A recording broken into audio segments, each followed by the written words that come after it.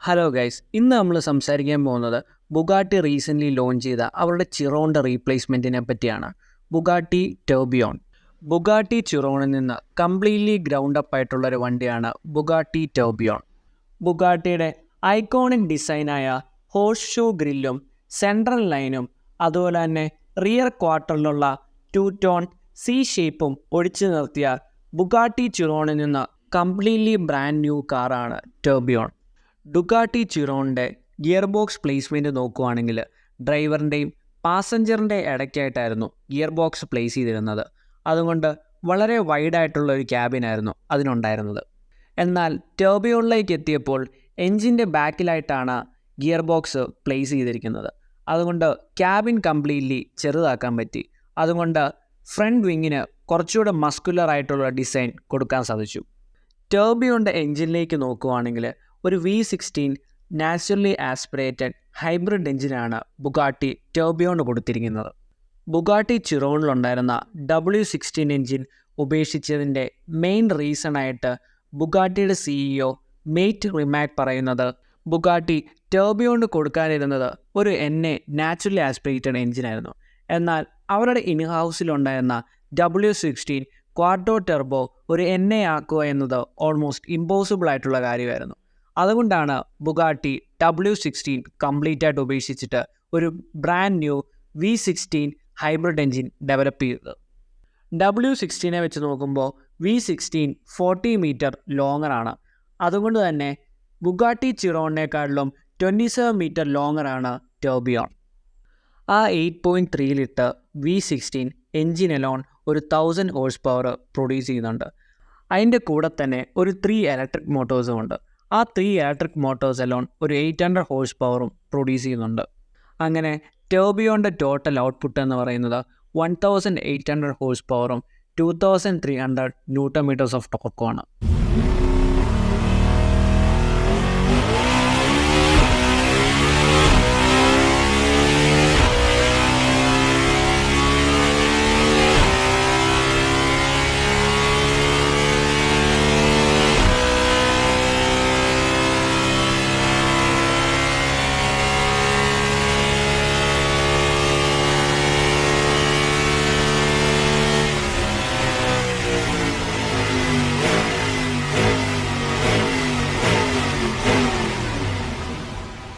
ഒരു 8 speed longitudinal DCT gear box ആണ് Bugatti Tourbillon കൊടുത്തിരിക്കുന്നത് with all wheel drive. 3 electric മോട്ടോഴ്സാണ് ടർബിയോണിനുള്ളത്. ഒരെണ്ണം ഗിയർ ബോക്സിനകത്തും 2 ഫ്രണ്ട് വീലിലും. ഗിയർ ബോക്സിനകത്തുള്ള ഇലക്ട്രിക് മോട്ടർ എൻജിൻ ബൂസ്റ്റ് ചെയ്യാൻ ഹെൽപ്പ് ചെയ്യും. അതുപോലെ തന്നെ എൻജിനിൽ നിന്നുള്ള പവർ ഡയറക്റ്റ്ലി പോകുന്നത് റിയർ വീലിലോട്ടാണ്. ഫ്രണ്ട് വീലിനെ പവർ ചെയ്യുന്നതിനായി യൂസ് ചെയ്യുന്നത് ഫ്രണ്ടിലുള്ള ഇലക്ട്രിക് മോട്ടോഴ്സാണ്. അങ്ങനെയാണ് ടർബിയോണിൻ്റെ all wheel drive system work ചെയ്യുന്നത്. ലംബോർഗിനി റിവോൾട്ടോയിൽ കണ്ട ഓൾ വീൽ ഡ്രൈവ് സിസ്റ്റത്തിനോട് സിമിലർ ആണ് ഇതും. ഒരു 25 കിലോവാട്ടിൻ്റെ ബാറ്ററിയാണ് ടർബിയോൺ യൂസ് ചെയ്യുന്നത്. അതുപോലെ 70 കിലോമീറ്ററോളം EV ഒള്ളി റേഞ്ചും കിട്ടും.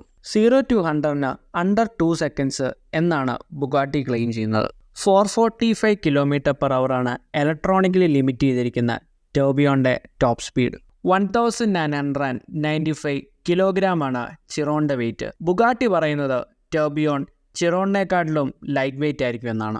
വെയിറ്റ് റെഡ്യൂസ് ചെയ്യുന്നതിനായി AI വെച്ച് 3D പ്രിൻറ്റഡ് ആയിട്ടുള്ള സസ്പെൻഷനാണ് ബുഗാട്ടി ടർബിയോൺ യൂസ് ചെയ്തിരിക്കുന്നത്.